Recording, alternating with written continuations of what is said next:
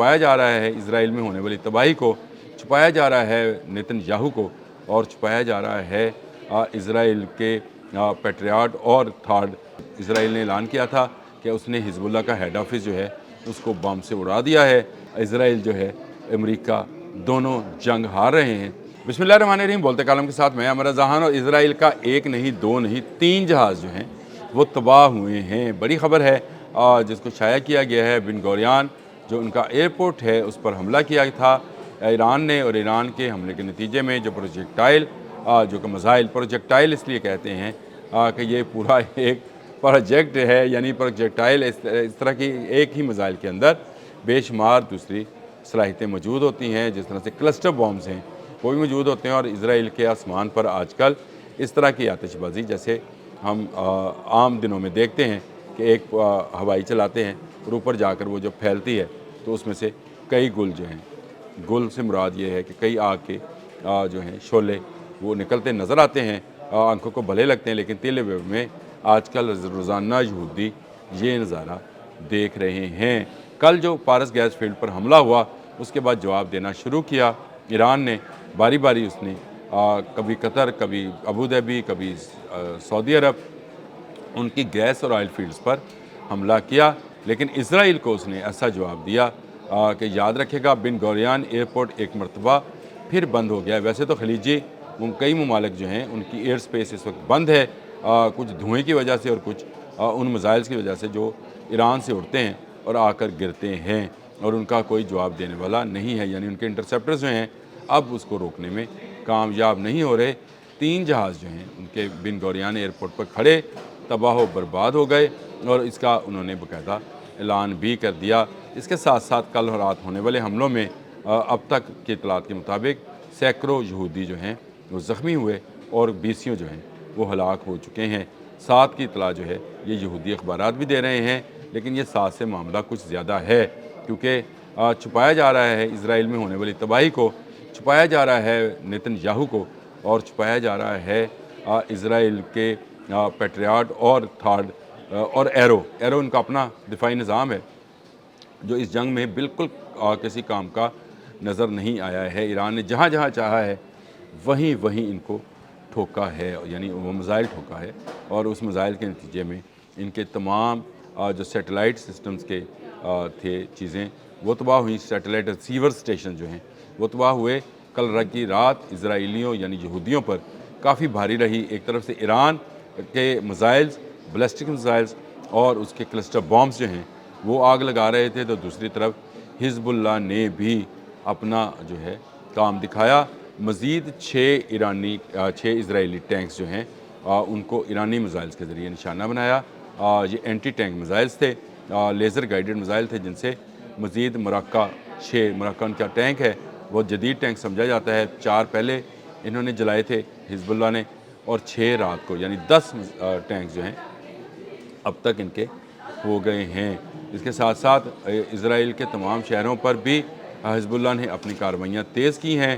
कल इसराइल ने ऐलान किया था कि उसने हिजबुल्लाह का हेड ऑफिस जो है उसको बम से उड़ा दिया है, मिसाइल से गिरा दिया है, और अब हिजबुल्लाह उस तरह की कार्रवाई नहीं करेगा। लेकिन कल की रात जो है हिजबुल्लाह ने सैकड़ों रॉकेट्स दाग कर बताया कि अभी हम ज़िंदा हैं, यानी अभी वो ज़िंदा हैं, और इंशाअल्लाह ताला वो इसराइल को मज़ीद नौ आबादियाँ बनाने और मज़ीद कब्ज़े की इजाज़त नहीं देगा। ये एक बड़ी ख़बर थी 3 जहाज़ों का तबाह होना।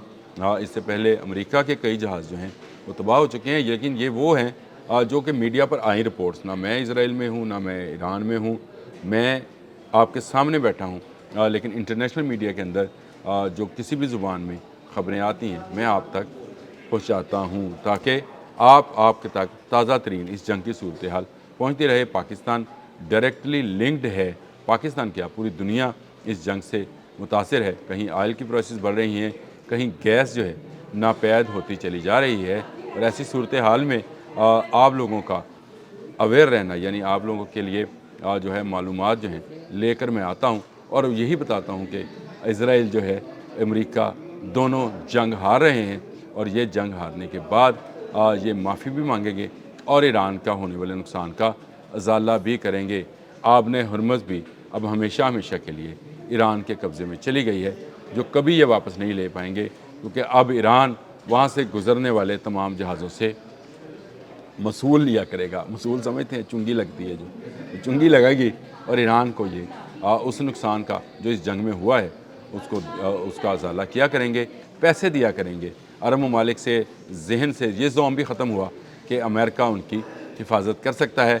अमेरिका अपने अड्डों की हिफाजत नहीं कर सका, अमेरिका इनकी हिफाजत क्या करता? अमेरिका अपने बगल बच्चे या नजायज़ बच्चे इसराइल की हिफाजत नहीं कर सका, तो इनकी हिफाजत क्या करेगा? ईरान ने ताक ताक कर ऐसी ऐसी जगहों पर निशाने लगाए हैं कि ये निशान इनके चेहरे समेत जिस्म के खुफिया मकामात पर भी आपको जो है दिखाए जा सकते हैं। लेकिन ईरान ने कल रात जो किया वो कमाल था। इसराइल के 3 जहाज़ जो हैं वो बिन गोरियान एयरपोर्ट पर खड़े खड़े तबाह हो गए। इससे पहले प्रिंस सुल्तान एयर बेस पर भी 5 जहाज़ तबाह किए थे, 2 जहाज़ फ़ज़ा में तबाह हुए थे, 3 जहाज़ों को ये कहते हैं फ्रेंडली फायर से मार गिराया था। तो जहाज़ गिनते जाएँ, इनकी गिनती अभी और बढ़नी है, ये गिनती कम नहीं होनी है, गिनती में इजाफा होते चले जाना है। जैसे जैसे जंग आगे बढ़ रही है, जैसे अब 20वां रोज़ है जंग का, वैसे वैसे ईरान इनके असाब पर सवार होता चला जा रहा है। इसराइल और इसराइल में रहने वाले यहूदी जो हैं, जो ये समझते थे कि शायद ताकत का मंबा अमेरिका है और वो अमेरिका के बगल बच्चे हैं, इसलिए वो जो चाहेंगे मिडल ईस्ट में करेंगे। ईरान ने साबित किया कि अब मिडल ईस्ट में वो होगा जो ईरान चाहेगा। याद रखिएगा, आज के बाद ईरान असल में मिडल ईस्ट पर हुक्मरानी करेगा, क्योंकि वो जिस मुल्क की तरफ एक मरतबा देखेगा आँख निकाल कर, उस मुल्क की जान निकल जाएगी कि उसको अमेरिका भी बचा नहीं पाएगा।